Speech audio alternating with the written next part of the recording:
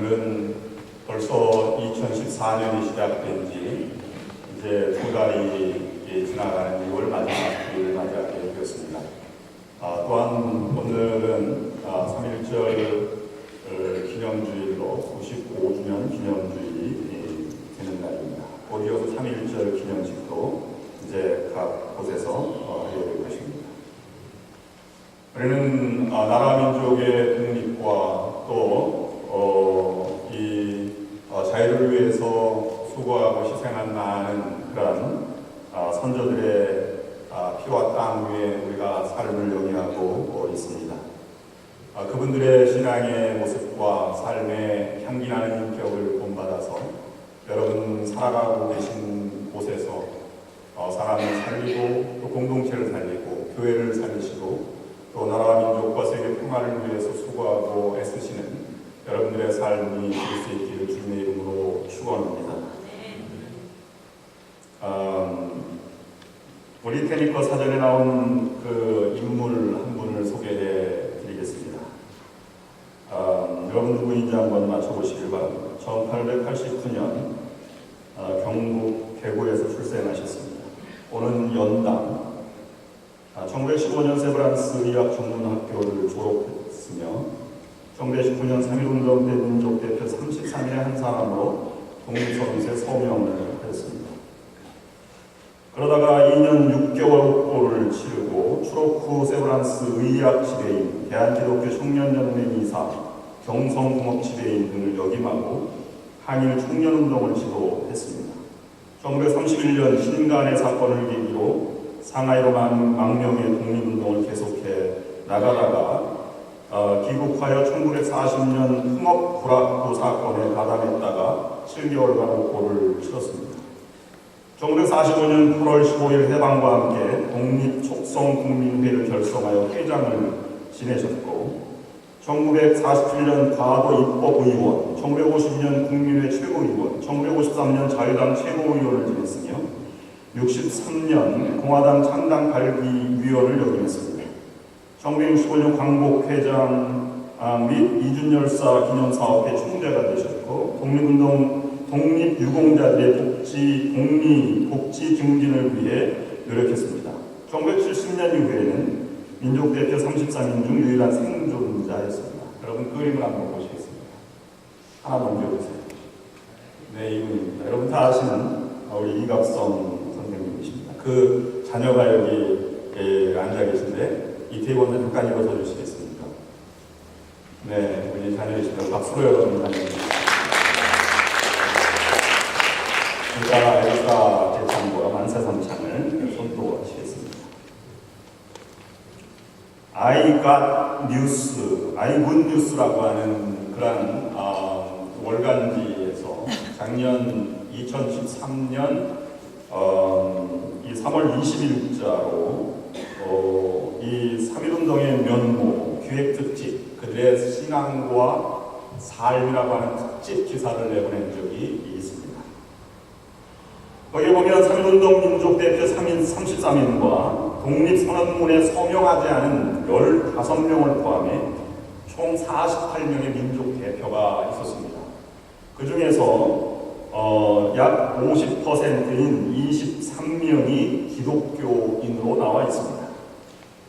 오산학교 설립자 이승훈 장로, 장대교회 목사 길선주, 종교교회 오화영 목사, 원산 상리교회 정춘수 목사 등은 상해에서 일어난 독립운동과 28 독립선언 소식을 들은 후 만세운동을 준비하며 천도교와 함께 민족연합전선을 형성해서 그 독립운동을 전개해 나갔습니다. 그 중에는 27살에 불과한 연희전문학교 3학년 장로교 성도 김원벽도 있었습니다. 일본인 조선총독부 집계에 따르면 3월 한 달간 일어난 만세 시위가 844건에 달했는데 시위 인원은 약 60만 명에 달했다고 합니다. 만세운동으로 수감된 자는 9천여 명 가운데 기독교인이 22.4%가 되었다고 합니다. 실제로 조선 예수교 장로의 8회 회의록에 보면 3.1운동으로 인한 교역자들의 피체 투옥이 보고되고 있습니다. 당시 체포된 성도는 모두 3,804명이고 이종 목사와 장로가 134명, 기독교 관계자로 체포된 지도자가 202명, 감금된 신자, 남자 신도가 2125명, 감금된 여자 신도가 531명, 사살된 성도가 41명 등이었습니다. 파괴된 교회당이 12개에 달했고, 그 당시에는 기독교 인구가 전체 인구의 1.8%밖에 되지 않았는데 이렇게 많은 비율로 독립운동에 참가했다는 것은 놀라운 일이 아닐 수 없습니다.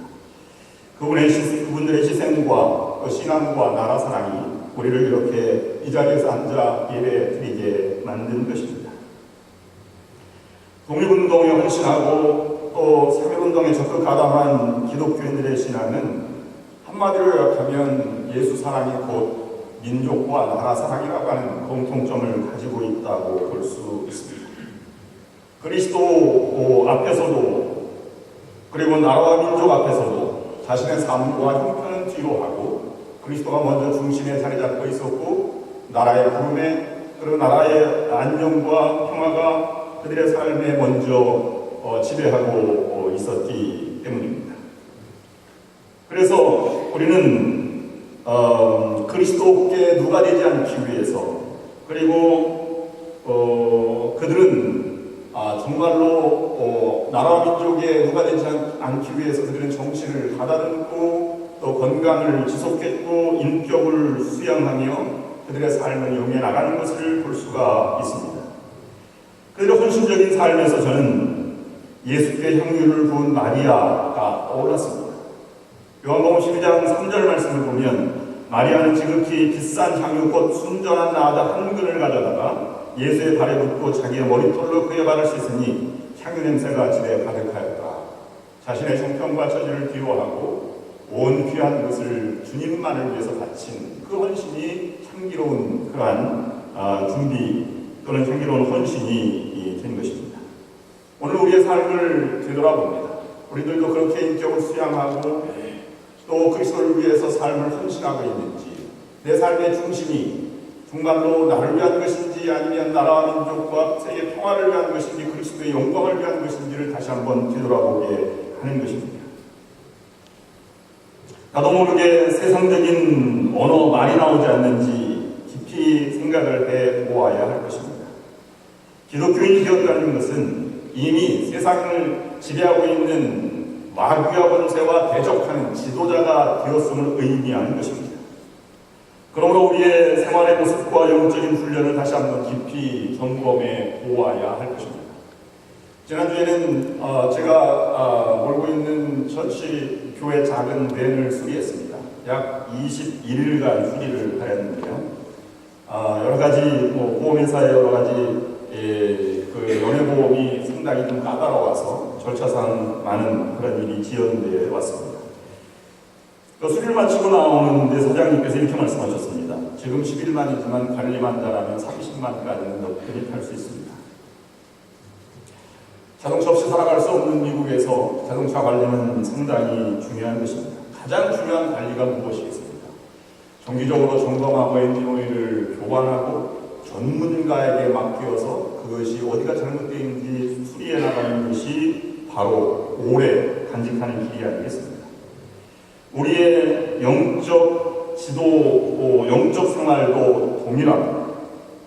건강하고 성숙한 참다운 영향력 있는 지도자가 되기 위해서는 우리는 정기적으로 자신의 영적 상태를 점검해보고 또 전문가에게 또는 말씀으로 자신의 삶을 되돌아보고 조율해 나가지 않으면 우리는 타락할 수밖에 없고 세상으로 떨어질 수밖에 없고 또 좌절과 죄에 빠질 수밖에 없는 존재라고 하는 것입니다.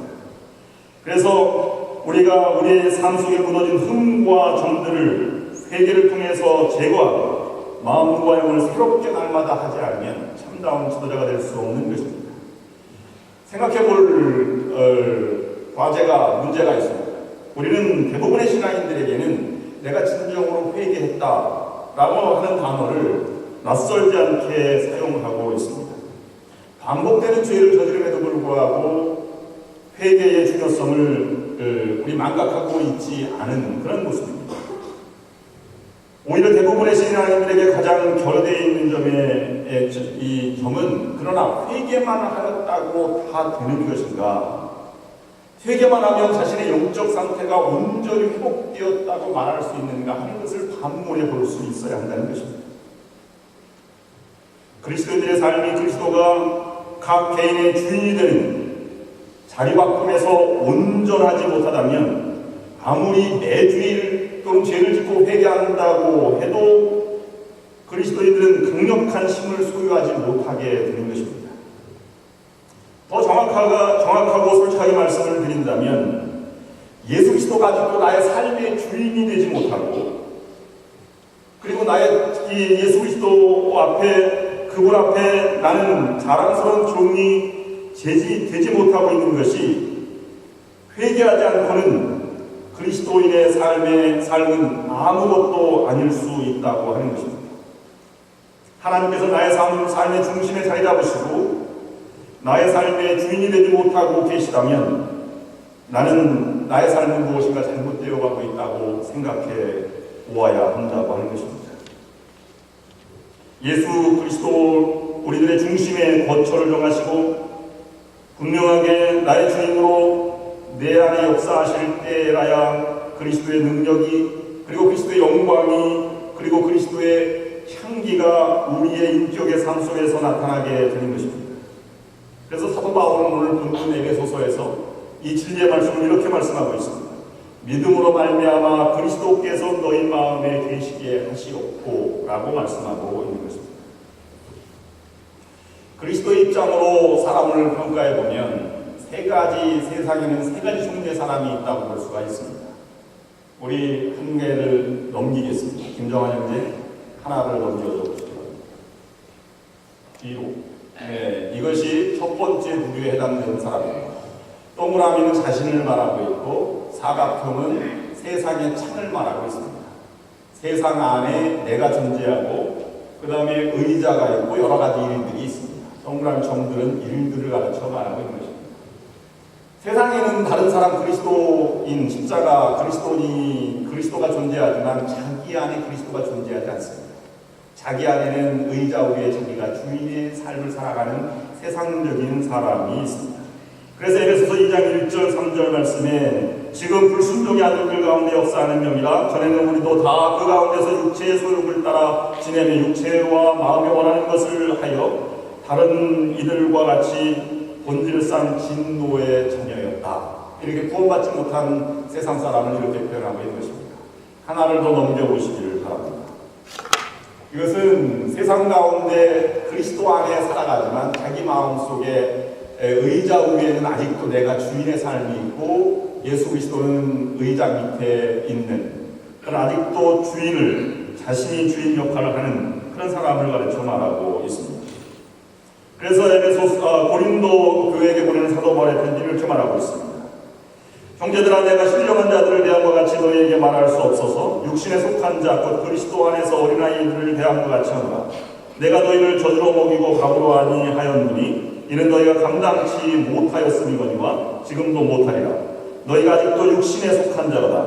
너희 가운데 시기와 분쟁이 있으니 어찌 육신에 속하여 사람을 따라 행함이 아니리요. 마지막엔 그리스도를 중심에 모신 사람이 있습니다. 한 장을 더 넘겨보시기를 바랍니다. 여기는 자신의 삶의 주인은 그리스도시요 나는 그리스도 아래 의자 아래 놓여있는 그런 본문입니다.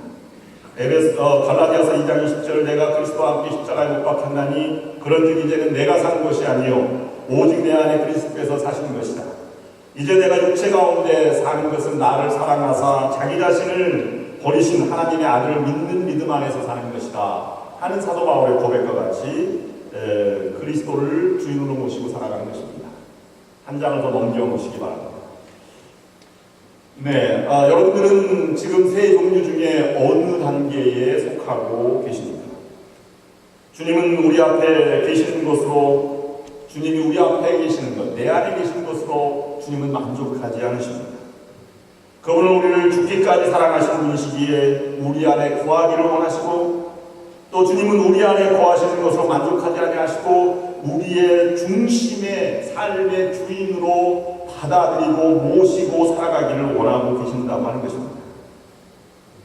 왜냐하면 이러한 삶이 될 때에라야 하나님께 영광이 되고 또 하나님께서 베풀어 주시는 은혜와 깊이와 넓이와 높이의 무한함을 맛볼 수 있기 때문입니다. 사도 바울이 기도하는 이 본문의 말씀에서 사도 바울의 기도의 의미를 깊이 묵상해 볼 수 있습니다. 여기는 사도 바울이 기도 가운데 믿음으로 구원받으라 라고 외치는 음성이 아님을 우리가 기억해야 합니다. 왜냐하면 이 기도는 이미 신앙세계 안에 들어와 있는 에베소 교회 교인들에게, 성숙해가는 교인들에게 보낸 편지이기 때문입니다. 요한계시록 3장 20절 말씀에 볼지어다 내가 문 밖에서 두드리노니 누구든지 내 음성을 듣고 문을 열면 내가 그에게로 들어와 그로 더불어 먹고 그는 나로 더불어 먹으리라. 이것을 구원의 메시지, 복음을 증가하는 메시지로 듣는 경우가 많이 있습니다. 그러나 본문의 내용은 그 내용이 아닙니다. 그것은 구원받은 자가 정말로 마음의 중심의 문을 하나님께 두드리고 계신 것을 열고 있는지, 그걸 받아들일 만한 자세가 있는지를 묻는 것입니다. 그 다음 구절에 보면 이런 말씀이 있기 때문입니다. 귀 있는 자는 성령이 교회들에게 하시는 말씀을 들을지어다. 믿지 않는 사람들에게 하시는 말씀이 아닙니다. 믿는 사람들에게 더 중심으로 그리스도를 모시고 살아가도록, 내가 주인이 아니라 하나님을, 그리스도를 주인으로 모시고 살아가도록 초청하고 두드리는 예수의 음성을 여기서 말씀하고 계신 것입니다. 하나님은 우리에게 마음의 중심을 두드리십니다. 내가 정말로 그리스도를 중심에 두고 살아가는지, 그렇게 살아간다면 어떻게 살아가야 할지를 우리에게 말씀해 주고 계신 것입니다. 그럴 때야 진정으로 우리가 나의 모습은 감춰지고 그리스도의 모습만 나타나고 하나님의 영광을 돌려드리는 삶을 살아가게 되신다는 것입니다. 여기서 중심에 거처를 두신다라고 하는 말씀은, 이것은 주인의 위치에 계시다는 것입니다. 단순히 믿음으로 죄사함받고 거듭난 상태와는 그의 영적인, 질적인 차이가 있다고 말하고 있는 것입니다. 여기에는 내 집으로 거하신다는 것은 중심에 거처를 정하시고 영원히 거하신다는 의미입니다. 선님으로서 거함이 아니라 주인으로서 거하심을 의미하는 것입니다. 예수 그리스도께서 나의 삶의 중심에 거하시면서 나의 주인이 되시기 전까지는 나는 하나님의 백성임에도 불구하고 아직까지 참 평안, 참 자유, 참 승리, 참 성장이 있을 수 없는 것입니다. 내가 겸손히 그리고 온전하게 나의 모든 삶을 예수 그리스도의 손에 맡기고 예수 그리스도께서 나의 주인이 되도록 허락한 뒤에라야 하나님의 깊고 오묘한 섭리와 은혜를 깨달아 맛보게 될 수 있는 것입니다. 그분이 우리의 중심에, 주인의 자리에 있는가 없는가 하는 것이 오늘 사도 바울의 기도의 가장 중요한 메시지인 것입니다. 예수 그리스도가 나의 온전한 주인이 된다면 우리는 나의 생각, 나의 입술, 나의 행동, 나의 은밀한 마음까지도 다 지배하고 다스릴 수 있어야 하는 것입니다.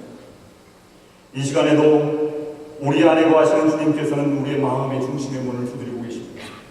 정말로 내가 나를 주인으로 모시고 살아가는지, 그러면 푸른 초장, 넓은 뜰로 인도하는 하나님의 그 인도하심을 맛보기를 바라고 계시는 것입니다.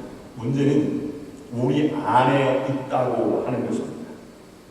우리는 그리스도를 모시긴 했지만 그분을 우리의 마음의 중심에 모시지 못하고 있습니다. 우리의 신앙의 약한 점이 여기에서 시작되는 것입니다. 예수 그리스도를 누구나 사랑합니다. 그러나 그분을 우리의 삶의 주인으로 사랑하지 못하고 있다면 여기저기 허점과 나약한 모습, 그런 여러 가지 불안과 이런 모든 평안이 없음을 우리가 드러나게 되는 것입니다. 누군가 이런 모습을 소개하였습니다. 돌아가신 예수. 월요일 주님이 내 집에 오셨지만 문간에서 돌아가 버리셨다. 내 마음은 아들, 딸로 꽉 차서 내가 들어갈 자리가 도무지없구나. 화요일 노크만 하신 주님은 발길을 돌이키셨다. 내 집은 돈으로 꽉 차서 발들 틈도 없구나. 수요일 나를 부르시던 주님은 슬픈 낯이 되셨다. 세상 재미에 귀가 먹어 내 음성을 못 듣는구나. 목요일 주님은 화를 내셨다. 내가 찾아왔는데도 피곤하다고 인사도 안 해. 금요일 주님은 오셨다. 무엇이? 날 보고 다시 한번 십자가에 못 박으라고? 토요일 고센노크와 함께 주님의 고함 소리가 들렸다. 이젠 문도 안 열어두냐? 주일 교회 갔더니 주님께서 반가이 맞아주셨다. 날마다 내 집에 가도 들어갈 자리가 없었는데 그래도 잊지 않고 내 집에 들러주니 감사하다. 여러분, 다시 한번 말씀드리지만 주님께서는 우리 앞에 거하기를 원치 않습니다. 우리 마음의 중심에 거하시기를 원하십니다. 그분은 우리를 죽기까지 사랑하시는 분이십니다. 그러나 주님은 우리 안에 거하시는 것으로 만족하지 않고 중심에 좌정하시고 주인으로 우리의 삶을 인도하기를 원하신다고 하는 것입니다. 주인으로 우리가 모실 때에야 영광이 되고 풍성한 세계, 그 은혜의 깊이와 넓이와 높이와 무한함이 어떠한 것을 깨달아 알 수 있기 때문입니다. 우리는 그리스도가 우리의 친구요 또 우리의 형님 되신 분이라 이렇게 고백할 때가 많이 있습니다.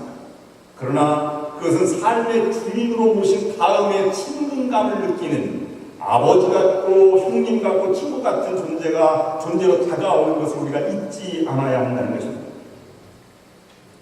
우리의 삶의 중심에 주인으로 잡고 난 다음에 이 모든 것을 느껴지는 풍성함이 있는 것입니다. 죄의 사함의 감격 가운데만 살아가는 신앙과는 전혀 다른 것입니다. 그분이 오늘도 은혜를 베풀어 주시고 오늘도 우리의 기도처럼 기적을 베풀어 주시고 앞길을 인도하시는 분임을 믿고 나아갈 때 주님의 길을 전쟁은 여호와께 속하였나니 라는 것처럼 그리스도가 앞서 나가시는 것을 보고 경험하고 준비해 주시는 주님을 우리가 체험해 나갈 수 있다고 하는 것입니다. 그런 사람은 발걸음이 가볍습니다. 신앙생활이 뜨겁습니다.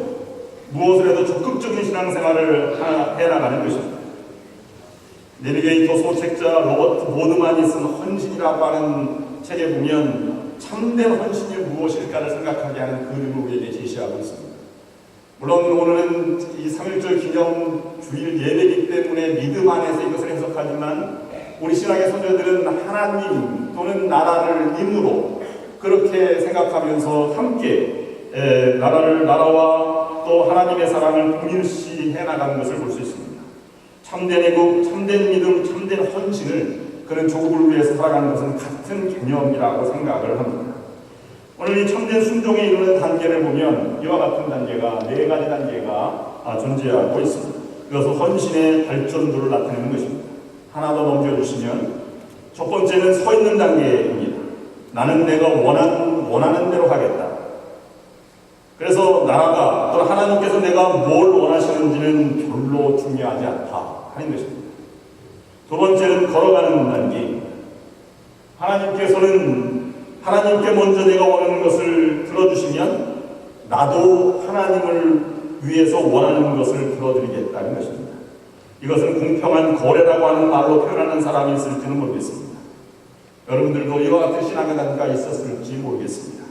세 번째는 뛰어가는 존재입니다. 하나님께서 원하는 것을 먼저 내 삶을 통해서 드리겠다.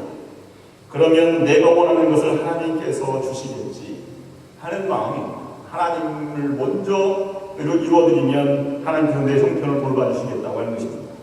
마지막은 사도 바울이 표현했던 대로 팻대를 향하여 쉼없이 달려가는 것입니다. 하나님께서 내가 원하는 것을 주시든 안 주시든 관계없이 나는 하나님께서 원하시는 것을 전적으로 하나님께 드리겠다 하는 것입니다. 바로 이와 같은 헌신이 하나 더 넘겨오시기를 바랍니다. 이것이 바로 헌신이요 순종과 사랑의 모습이 되는 것입니다. 진정한 사랑이 어떤 것입니까? 대가를 바라지 않는 것입니다. 진정한 헌신이 무엇입니까? 어떻게 하든지 드리는 것입니다. 진정한 애국이 무엇입니까? 어떠한 형편이든지 나라 민족을 위해서 희생을 각오하고 나아가고 삶을 던지는 것입니다. 우리의 삶의 중심이 무엇이 자리 잡고 있는가에 따라서 우리의 삶을 달라지는 것입니다. 늘 노름을 생각하고 있다면 그의 삶은 노름에 빠져나가는 결국 도박에 미쳐가는 것과 마찬가지입니다. 우리의 삶의 중심에 그리스도가 있다면 그리스도가 나타나게 되어 있는 것입니다. 마음에 계신 그리스도가 우리 가운데 나타나지 않을 수가 없는 것입니다. 우리의 신앙 열정적이고 그분의 사랑과 그분의 헌신과 그분의 하나님께 순종한 모든 순종이 그렇게 나아가게 되는 것입니다. 여러분, 계시록 3장 15절 말씀에 라오디게아 교회에게 보내는 말씀에 내가 내 힘을 나누니 내가 차지도 아니하고 덮지도 아니하고다 내가 차든지 덮든지 하기를 원하노라 이런 말이 있습니다. 이 말을 차든지 뜨겁든지 하라는 말씀 둘 중에 하나를 선택하라고 하는 말이 결코 아니면 여러분 다 알 수 있습니다. 하나님의 말씀은 무엇입니까? 차지 말고 뜨겁게 생활하라고 말씀하고 계신 것입니다. 여러분, 때로는 공부를 너무 안 하는 자녀들이 있다면 내가 공부를 하려면 하고 말라면 말하라 라고 말하는 것이 공부하지 말라, 공부해라 둘 중에 하나 선택하라고 하는 말입니까? 정말로 열심히 공부하라고 하는 그러한 표현이 아니겠습니까? 하나님의 바램도 동일한 것입니다. 모두가 다 뜨겁게 마음의 중심을 주인으로 그리스도를 주인으로 모시고 뜨겁게 살아가라고 우리에게 바라고 원하시는 것입니다. 그래서 이 뜨거움이 우리의 삶의 고백 사도 바울처럼 내가 사는 것이 아니라 나를 위해서 십자가에 죽으신 그리스도께서 살아가는 삶의 모습, 이 삶의 흔적이 우리 가운데 나타나야 하는 것입니다. 여러분, 그리스도를 묵상해 보십시오. 그리스도께서 우리 안에 거하시기 위해서 모든 것을 다 행하셨습니다. 이제는 그분이 나의 주인이 되셨기에 그분을 위해서 무엇인가를 다 해야 하는 것이 우리의 삶의 모습이 되어야 하는 것입니다. 그리스도께서 우리의 삶을 구원하고 영화롭게 하기 위해서 모든 것을 행하셨기에 이제는 예수 그리스도의 영광을 위해서 우리가 무엇인가를 하며 살아야 할 때입니다.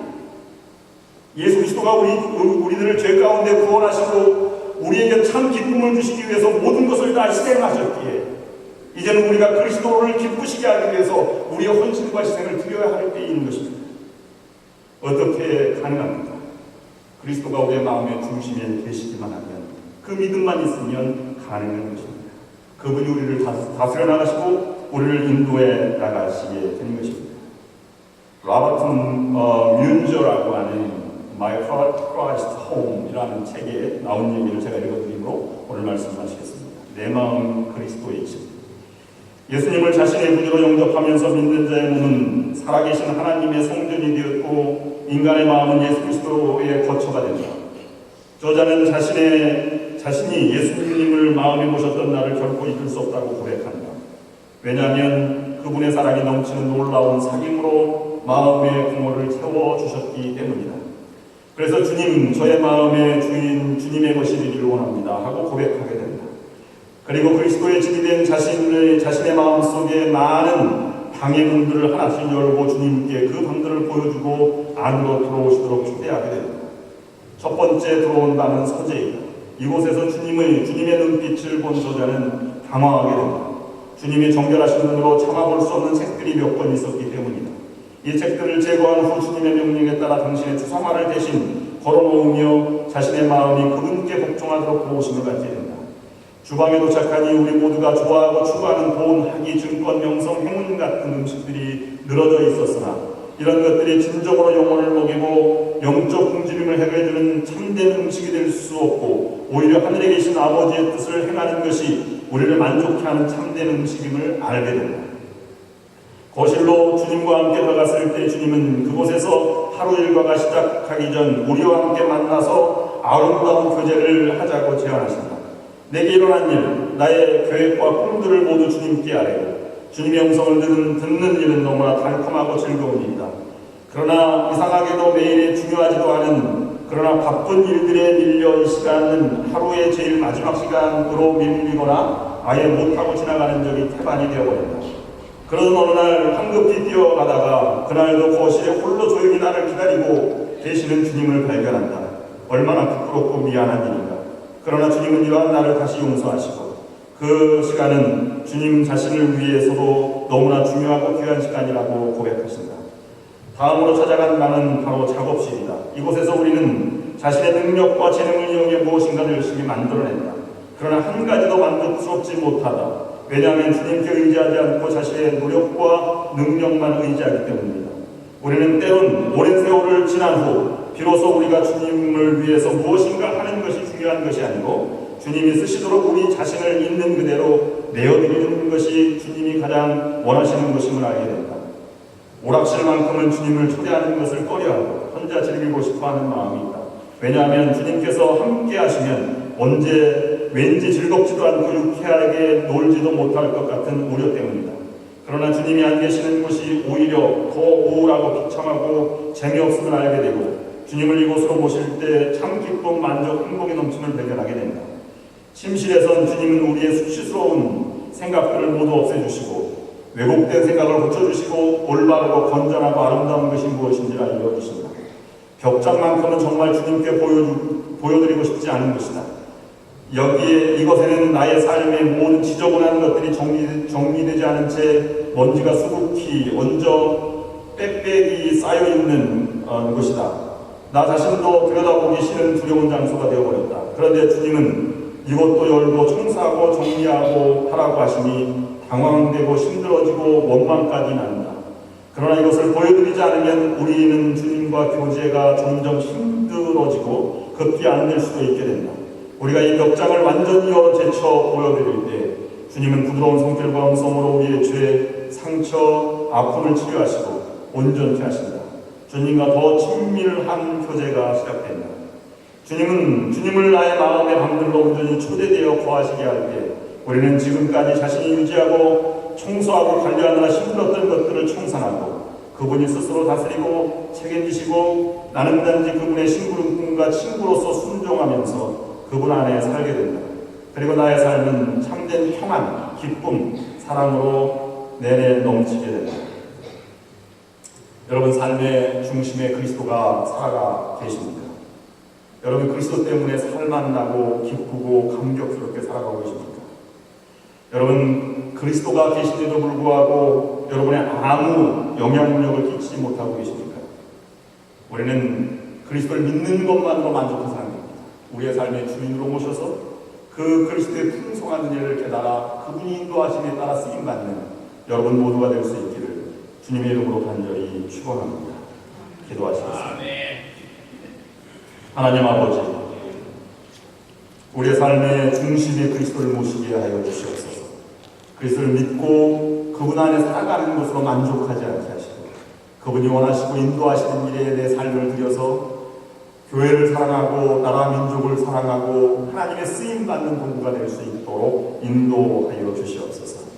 그러므로 신앙의 선조들 또 애국의 선조들이 하였듯이 정신과 신앙을 계속 연마하는 영적 훈련에 최선을 다하게 하여 주시옵소서.